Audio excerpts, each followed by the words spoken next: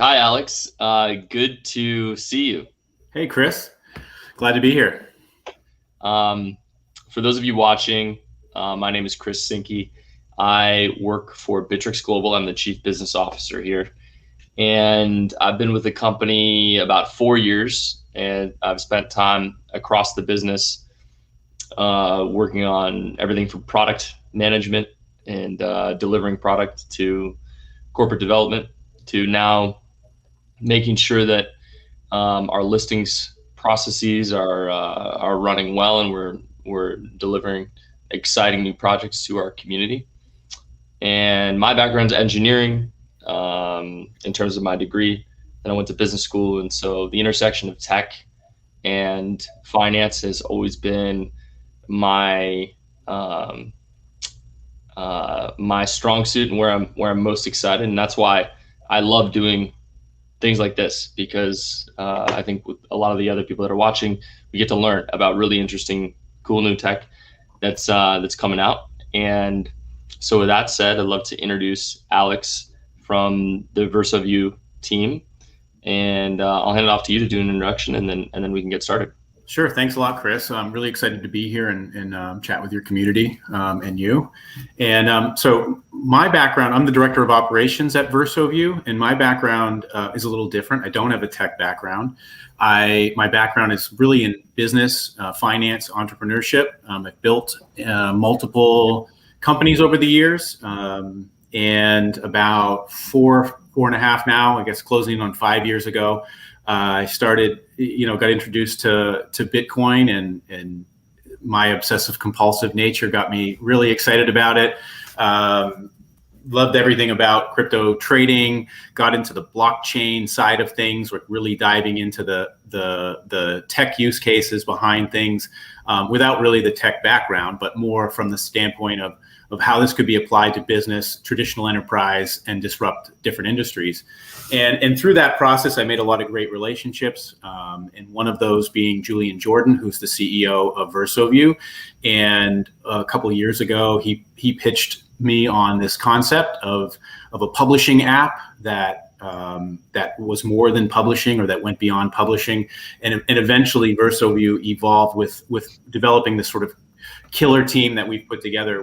VersoView has evolved from this sort of disrupt the publishing 3.0 into this engage to earn business model that is just absolutely colossally going to disrupt rewards, engagement, and publishing.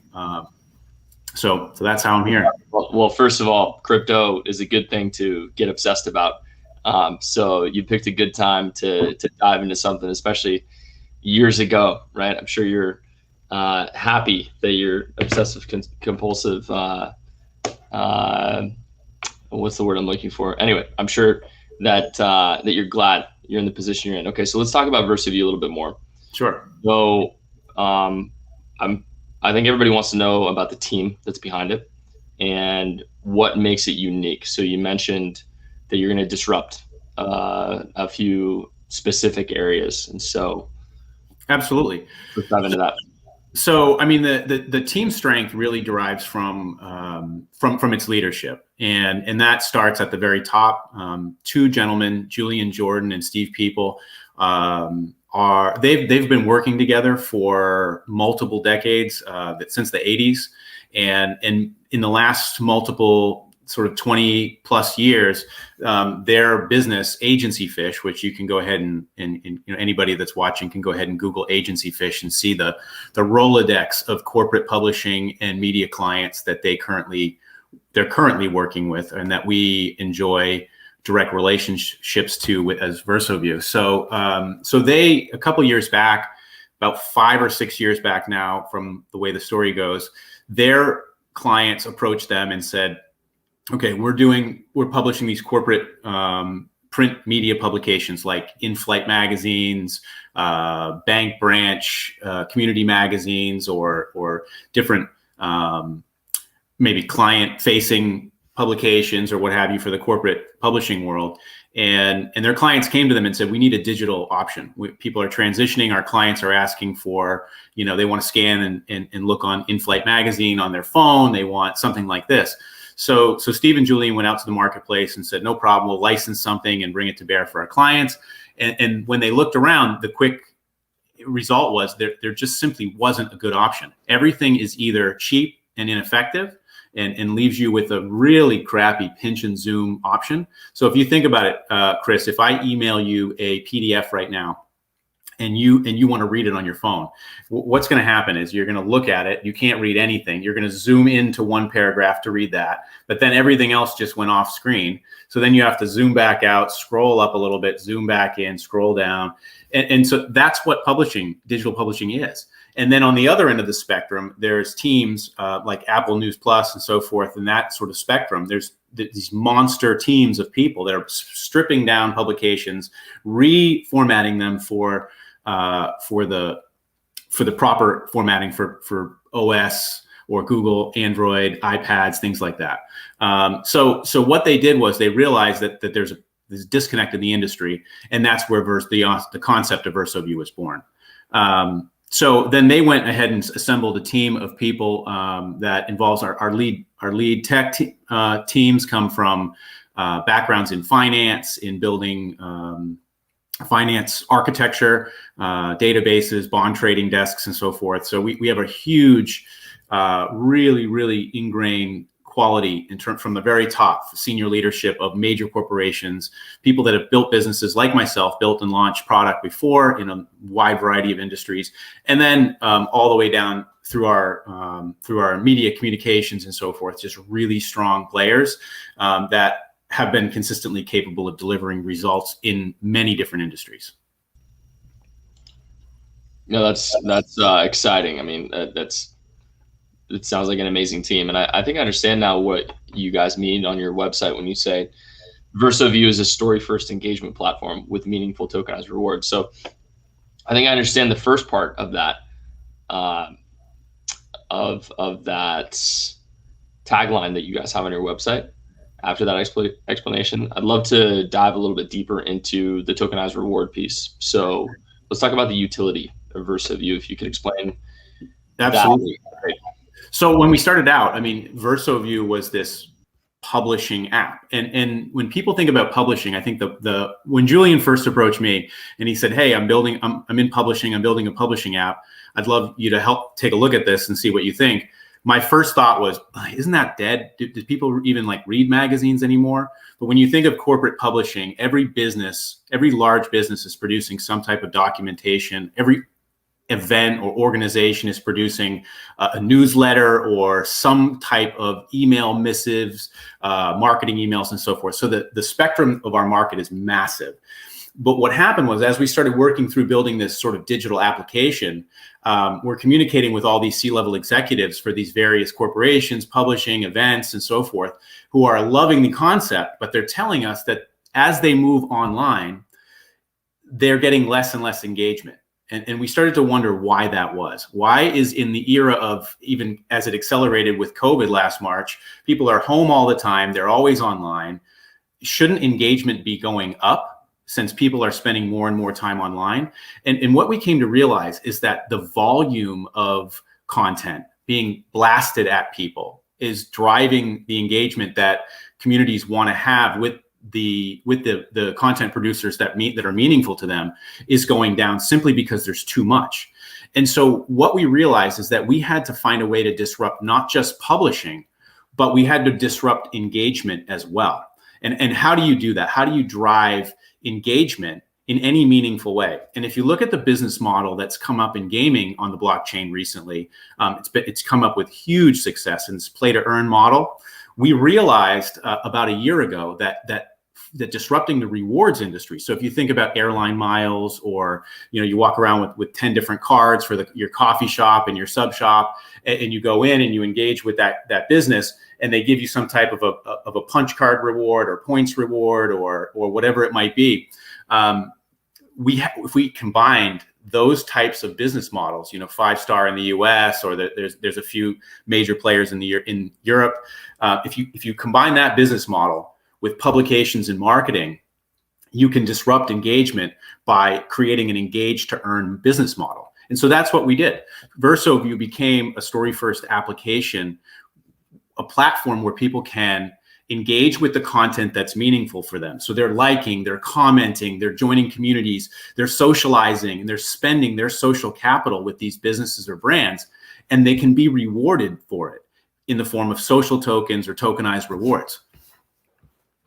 Okay, and so when you say be rewarded for it in the form of tokenized rewards, are you talking about the VersoView token, or are there many tokens that are sort of part of the platform? So the foundational token is our token, the VersoView utility token, and that is the centralized means of exchange on the platform. It's how we're currently rewarding in our Verso Rewards V1 program. So sort of like pre-live launch. We're rewarding our community through staking incentives, through additional other opportunities, some VIP NFT rewards, and so forth.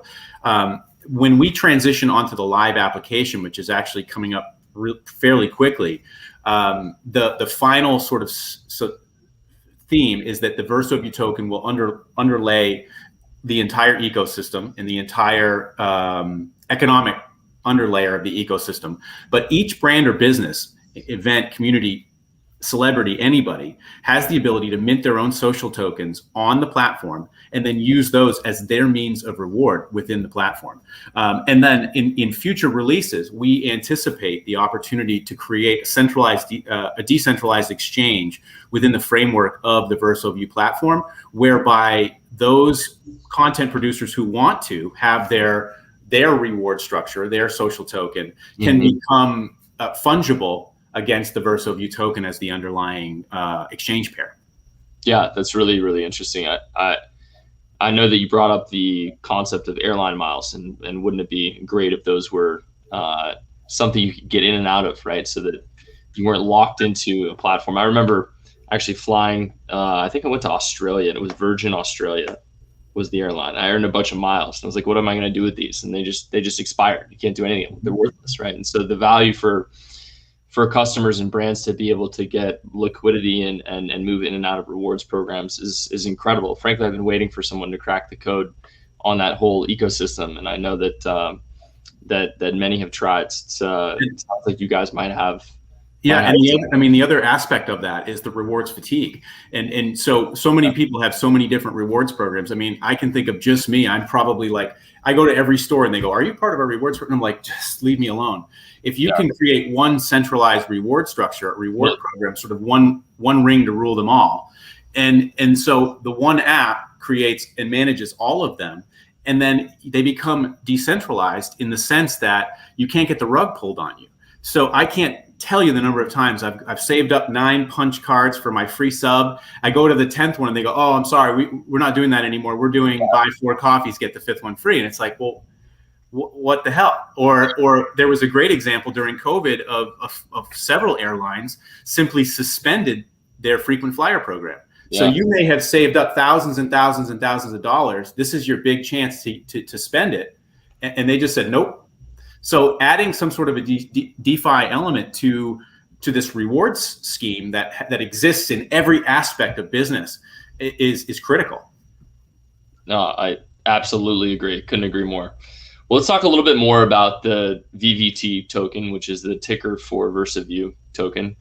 I think if you can explain a little bit about the token economics, the supply side of it verbally, that'd probably be helpful. Absolutely. So the VersoView token was launched on December 2nd of 2020. So it's not quite a year old yet, or it's not been on the market quite a year yet. We launched with a 2 billion token supply. And at the time, we did no venture capital fundraising. So when we launched, we had our senior leadership had self-financed the development for several years and had projected that they would continue to do so for the foreseeable future. So when we looked at our token economics, our funding needs, our development needs, our team staffing, everything else, we projected we'd need 2 billion tokens. And so we launched with that. And the token did so well. The progress of the company did so well. We did several equity deals that allowed us to sort of limit the amount of token needs that, or I should say, distribution of tokens, or inflation of the token economics on the market, a circulating supply. So in beginning of quarter two of this year, we reduced the supply permanently by 1.8 billion. So a 90% token supply reduction that's permanent. So it was sent to a 0xx0 lock address, and those tokens are no longer accessible by us or anyone. So now there's a 200 million tokens we anticipate with our projections, including there's several deflationary mechanisms involved in the token economics of the VersoView token. And we project that we peak around 150 million in circulation. There's currently about 50 to 52 million in circulation right now. So if you look at the CoinGecko or CoinMarketCap, they're a little bit off. They don't keep up with us quite as well as we'd like, but they're close enough. Okay. Yeah, that's a major redistribution of supply, and that's got to be a great thing for any of the holders that we're holding. And I think that our community that knows us very well and understands the business backgrounds that we have and the multi-decade history of like I built a reputation over 20 years. I'm not going to nuke it on a like $100,000 rug pull, or something. So I think there was a lot of our community was pretty comfortable with us understanding that the supply wasn't going to just get dumped on them, but there was a whole bunch of people who just got burned by by various crypto market problems in the past, and that was weighing on them. So we really were able to resolve that when we realized that our inflation numbers were never going to reach a certain point. We simply took all of the tokens above that, including, a monster amount of what were set aside for team allocation, and we just locked it all away forever. So we were happy with it, and I think the market responded well, or our community responded well. And so VVT is a ERC20 Ethereum token right now, right? It is. That's right. And so the unlocked tokens themselves, those are held in treasury by you guys, and on an unlocked schedule. Is that contract swap? If you could talk a little bit about the security of the tokens that aren't in supply. I think that was one of the questions from the community. Sure. Yeah. Well, so security is always on the forefront of our mind when we talk about our tech security. I'm not a tech guy. I don't do development. I kind of glaze over a little bit when they start getting really into the nuts and bolts of things. But we have, our lead dev comes from a background of securing literal trading desks for multi-billion-dollar corporations. So that's always front and center when we're talking about developing tech and securing the application. When we're talking about securing the wallets that will ultimately be involved for our client side or our customer, we look into we're launching with the delegated key management structure. So we won't be custodying users' keys. They will be to some degree. It's a way where you can kind of get the best of both worlds with key management, but also the ability to recover lost wallets, which can be an issue, particularly since we're trying to create an application that has a low barrier of entry and a low friction risk for non-crypto native people. So if most of the businesses that we're working with, we're not trying to attract other crypto businesses to come and use our crypto app. We're looking for any business to come use an application, a business enterprise application that will enhance their business, that has blockchain elements, and we want them to not feel friction when they're trying to learn all of the ins and outs of managing custody in a crypto world. So that from that standpoint, when we're talking about security in our application, that's how we're approaching it. For the purposes of securing the VersoView tokens that are not in supply, we use multi-sig. So our senior team has multi-sig security over that. And then again, reputationally, we've been on the market for a year. Our token has fluctuated drastically in price as the market does whatever the market's going to do. We really don't pay too much attention to it. We just stay focused on putting out the tokens into supply that are needed to support the infrastructure and liquidity of the token and the ecosystem, and any sort of commitment. So you can actually look at in our white paper, you can look at a graph that shows the inflation and ultimate deflation arc of the token supply over the next, I think you can see it out 6, 7 years, 8 years, and where those tokens are being emitted and how they're moving around. Yeah, I'm glad you mentioned custody. I think that's always something that's in the forefront of our users' mind. It's a question I have to answer daily, weekly, if not daily. And so if I'm a user of the VersoView app and I'm collecting rewards from various participants on the platform, or I'm collecting rewards in VVT on its own, from a custody standpoint, from the user's perspective, you talked about delegated key management. Is that a non-custodial or custodial app, in the sense of, are the VVT tokens stored on the app, or are you using a third-party backend? So it does the wallet's infrastructure at launch. And so what we're using now in closed beta, which people don't know, that we have an alpha app that's out. You can download it right now on. Okay. Yeah, we should have talked about that too. Yeah, no, that's fine. We can go back and circle that. But you can download our alpha app on iOS or Google Play Store, but it includes no blockchain features. There's no wallets. There's no. So it's because we were sort of cracking the security over the past year. We're cracking that sort of security nut. How do you manage users' funds? Yeah. How do you manage microtransactions? How do you manage all of these sort of issues on a sort of old, highly used Ethereum blockchain that is extraordinarily expensive for most users? Think about it. You earn like 2 cents on your microtransaction for doing a like, and it costs $28 for the text. It's a balance that we're working through, and ultimately that will lead to a chain migration in the near future. But we can talk about that too. Okay, yeah, definitely. So, but when with regards to the custodial management of users' funds, we're using third-party integrations so that the clients can maintain for our retail launch. So sort of what we call open beta, which is coming projected Q1 of next year. That phase, users will have their own wallets. That will be more friction for a new user that's not crypto native to understand and integrate with those features on the app. We will create the capability in wallet. So all of the microtransactions that are happening in wallet will be processed through rollups. So we'll process them. I don't want to get quoted whether we're processing them every 5 minutes or every 10 minutes or every hour or what have you, but we're maintaining a ledger of sort of these hashes on a spreadsheet of you've earned X number of points here and points there and points there and points there and whatever, and then the system's going to roll up those transactions and write them to the chain and reconcile everything periodically. Yeah. And so it's kind of a hybrid in the sense that the actual funds that you have custody of. We don't have custody. We don't have key management. We never get to see your keys. We're not storing your keys. But so it's private key, user private key control.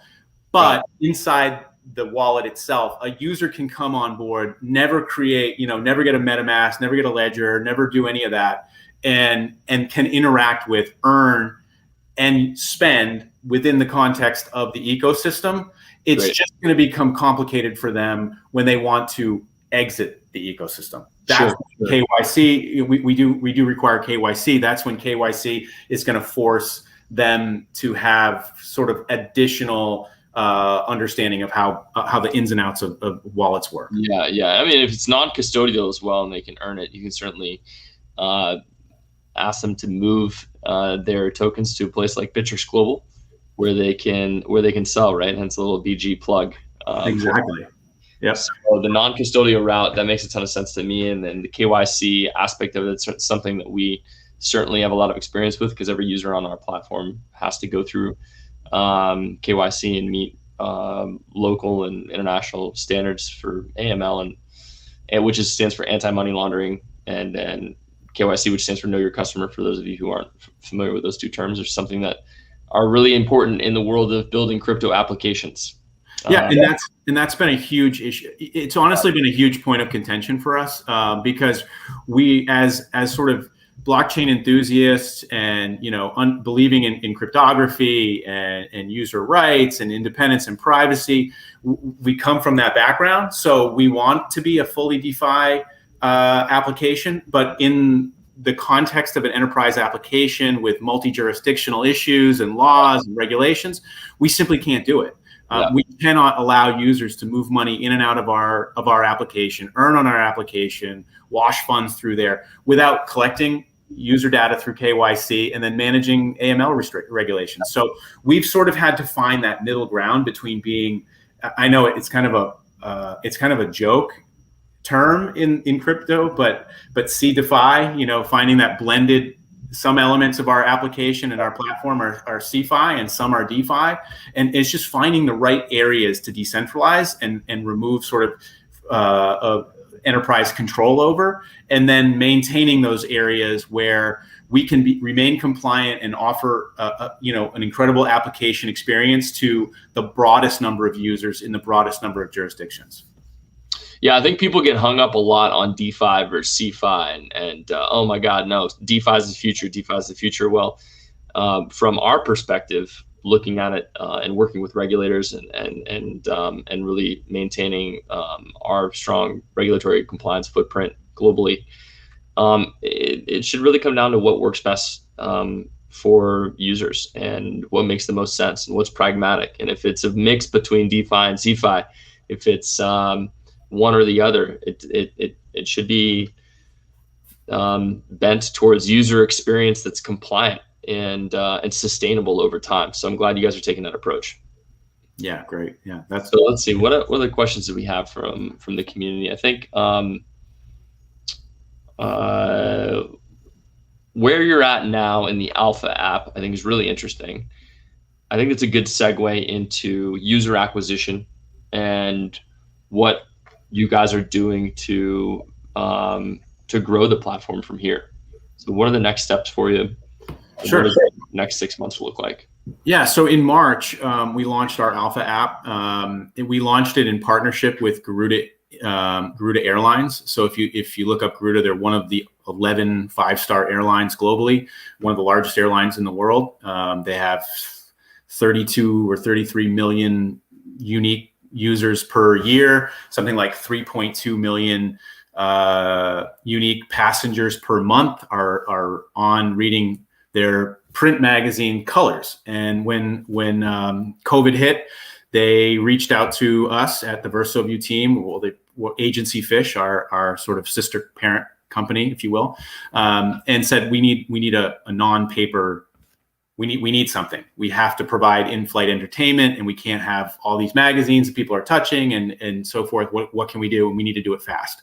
So perfect segue for us to create an alpha launch for them. And so if you go and you download the Fly Garuda app, you can actually find eColors, which is our white labeled solution for them. You can find that right on the Google Play Store or the iOS store on Apple.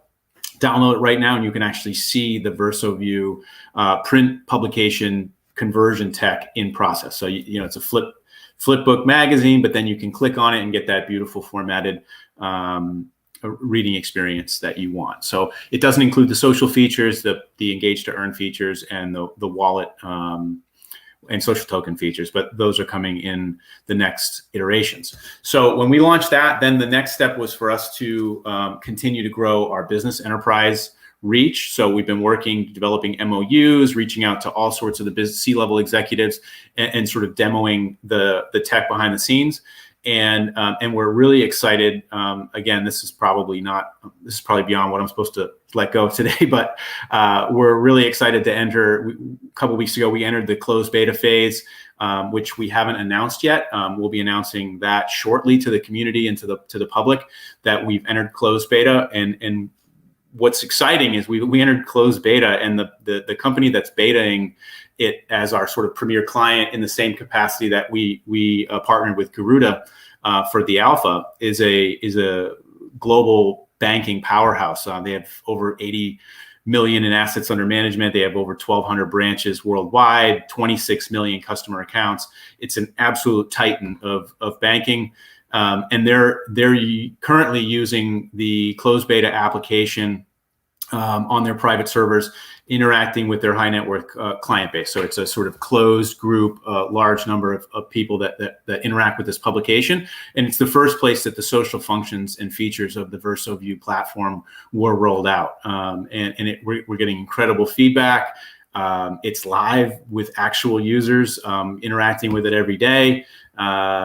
It just isn't something that the general or community at large can access right now. So the next step is we're opening up as we roll this out over the next few weeks, sort of announce it. We're beginning the sort of aggressive onboarding of beta clients, and those will all happen sort of again behind closed doors through this. We'll be onboarding enterprise clients in their sort of private communities, and then ramping up in gearing up for the open beta phase, which is the sort of point in time where VersoView 1.0 launches, and users, anybody from this community or any crypto community, blockchain community, anybody anywhere in the world can log in, create an account on VersoView, and begin earning and capitalizing on your social engagements with the communities, brands, and businesses that excite you. So if you're in the community and you have a business or a brand, please reach out to me. We'd love to get you on our list for sort of priority access to the beta.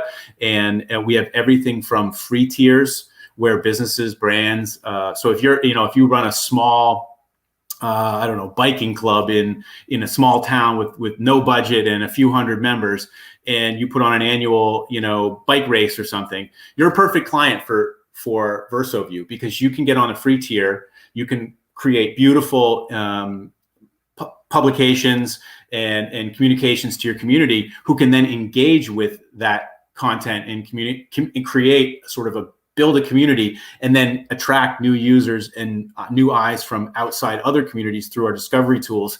And then your community can actually earn benefits and rewards through their engagement with your community, all for no cost to you, all the way up to if you're a senior executive at a global airline or bank and you're looking for something interesting, then we have that for you.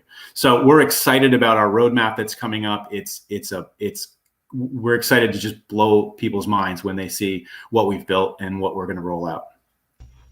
Oh, you're getting me excited. I don't know if I was on mute while you were talking there, but in terms of people reaching out to you, I wanted to ask you, how can people get a hold of you? My email address is alex@versoview.com. You can hit me up on Twitter, @Alex_Moody. Or you can catch us in the Telegram channel. So go to the website and click Telegram or whatever. I think there's a field on the website where people can do like a generic, I want to express my interest or whatever. But go ahead and reach out to me personally, and happy to direct you to the right place. Yeah, I just wanted to make sure. I'm not sure if we include that information somewhere in the AMA from the user's perspective who's actually watching this. But that's good. Just it's never bad to reiterate how to get a hold of you. So you mentioned partnerships. You talked a lot about the roadmap and what's coming and what you're excited about, and a couple of crumbs that you dropped there that sound pretty exciting that you can't really get into details yet on. But from a relationship perspective and an announced partnership perspective, it sounds like you've got a couple of big ones that you've already gone public with, and those being the Ferrum Network and Morpheus Network. Can you talk a little bit about what those are and what excites you about those? Sure. Our very first partnership of any kind was with Ferrum Network. We have a great relationship with Ian and the entire crew over there, and they were really.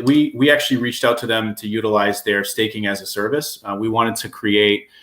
We were sort of too early in terms of our tech cycle, our development cycle, to be able to comfortably code a smart contract application where we felt like staking would be safe, secure, and they had already done it. So there was no sense in us reinventing the wheel and spending our developer resources building something that already existed. So we reached out to Ferrum Network and leveraged leverage their staking as a service, and that became the sort of the foundation of the VersoView staking rewards V1 program, which has been running for the past very, very successfully running for the past 10 months. So if any C-level blockchain company out there is looking for a way to incentivize and reward your community, strongly recommend reaching out to the team at Ferrum and leveraging those services. That relationship expanded, and we look for other ways to work closely with them.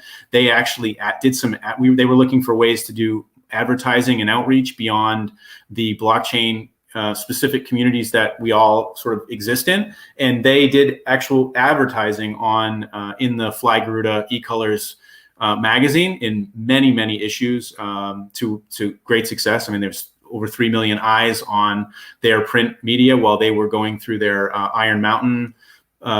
exciting Iron Mountain expansion. And we're always looking for new and exciting ways to grow the relationships with any of our partners. As for Morpheus Network, that's Dan and that team at Morpheus Network is probably one of the most connected enterprise actively used enterprise solution blockchain software out there. I don't know. I'm sure they're not the most, but they're very, very close. And the guys are so professional, so well connected, and they just have this huge Rolodex of enterprise clients and businesses that are actually communicating with them and using their software and tech on a regular basis. And immediately we saw the value in that, and they saw the value in the Rolodex of businesses that we bring to the table. So right out of the gate, we created sort of a business development relationship where when we're talking to clients and we see an opportunity for them to come use blockchain software to improve their business, we have nothing to do with supply chain or supply chain management, and they do it incredibly well. So why not make an introduction? And then vice versa, the clients that they're working with on their supply chain side may have opportunities or needs in producing some publications, in marketing, in communication or engagement with their communities, or developing communities or business relationships, and so they can make that handoff or that introduction. So we created this business development relationship, and they've also participated in advertising through with Garuda Indonesia, with Garuda Airlines. And the eColors magazine. Those are two examples. We have a ton of announced partnerships that are out. We don't just make partnerships. One thing I do see a lot in blockchain and in the crypto sphere is there just tends to be like these lists of, I have 1 million partnerships with every company that's ever come out.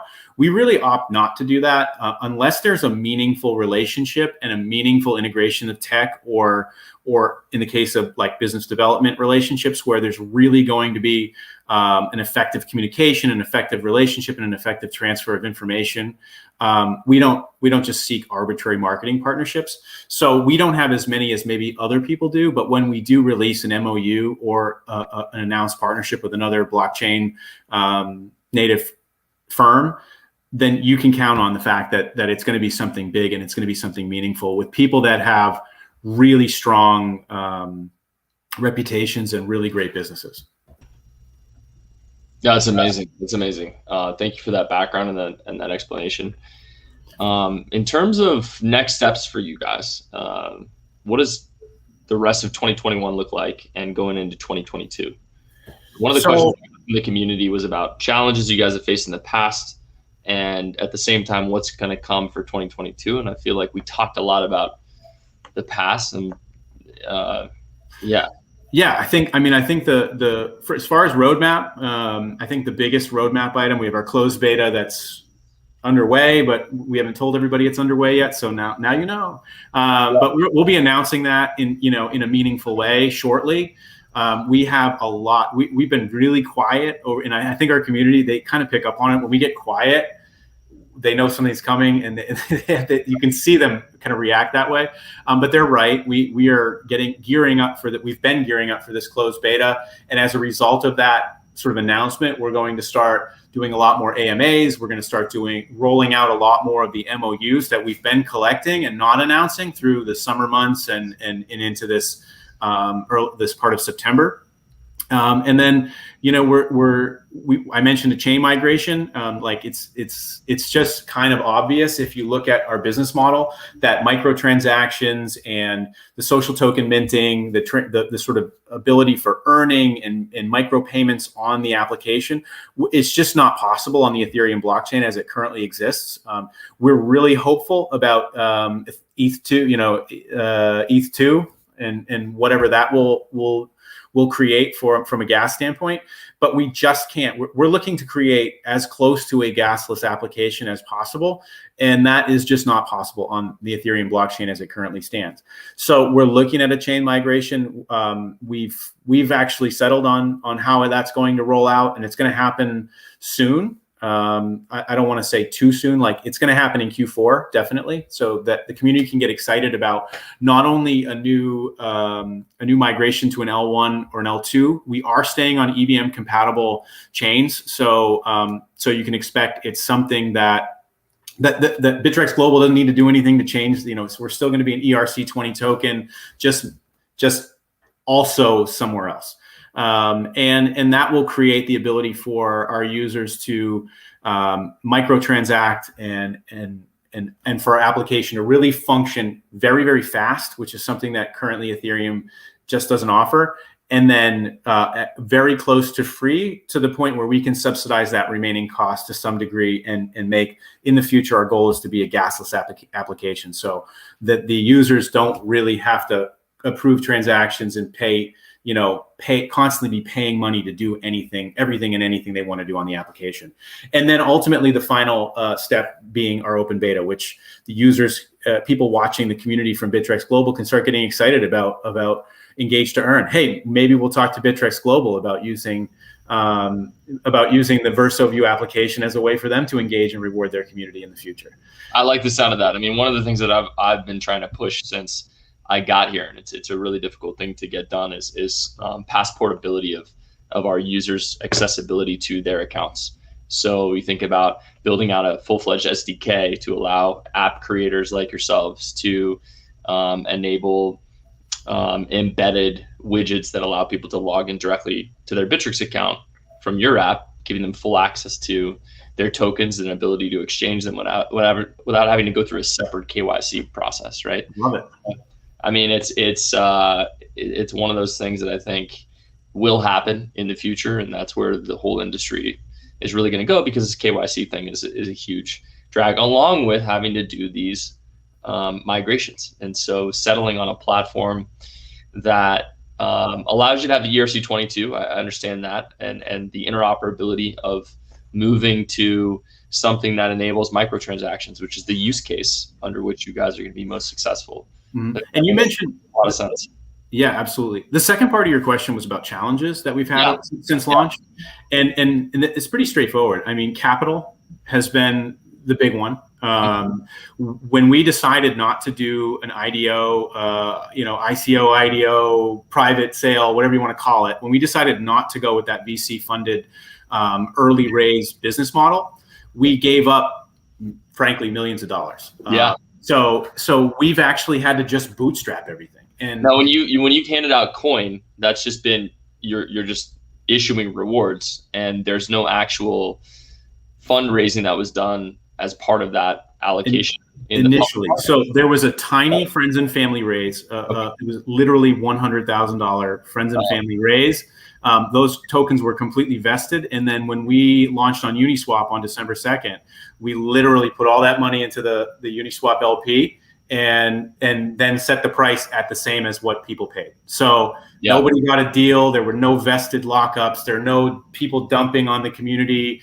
But the offset to that is there's also no $4, $5, $6 million treasury that we could use to sort of have a cushy, high marketing. So we've had to sort of bootstrap everything, bootstrap the community, bootstrap the funding, bootstrap, every aspect of so what that does is it creates challenges immediately on marketing and community development. Is those early IDOs, the beauty of those fundraising or VC driven fundraising models is you start out with 10, 20, 30,000 people in your Telegram channel and tons of wallet holders.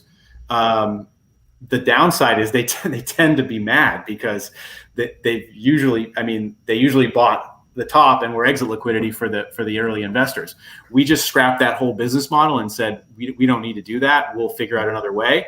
And we created a business that was based strictly on the efforts of what we can do. You know, what we're going to launch. We're going to launch fair and build it up. And then the final thing I would point to as a challenge has been that struggle that we talked about between CeFi and DeFi. You know, how do we be a compliant application in the regulatory framework that we exist in when one country is one way, another country is another way, or it is 80 countries or 80 different rule sets? How do we remain compliant and accessible while also maintaining the spirit of sort of cryptography and independence and privacy that we want? So those have been the main challenges that have plagued us, and I think we've handled them pretty well. It sounds like it. All right. Well, I think we've got one last question here, which is one of those questions that is open-ended, but certainly something that everybody needs to know and wants to know, which is, given the interest from our community in VersoView and VVT, how can the community get involved to support the project? Sure. Well,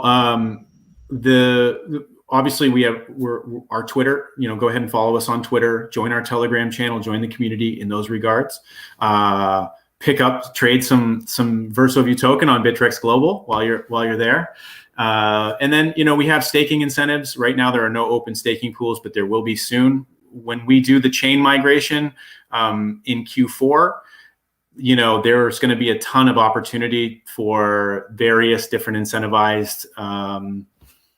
I don't want to get into the specifics, but, you know, staking pools, farms, whatever, yield opportunities, whatever there might be, you know, jump in and keep an eye on our socials so that you can participate in that. And then I would strongly encourage everybody, be ready to make an account on the application. Make sure you can get your username. You know, this is going to be a social media platform that we plan to rival the biggest platforms in the world.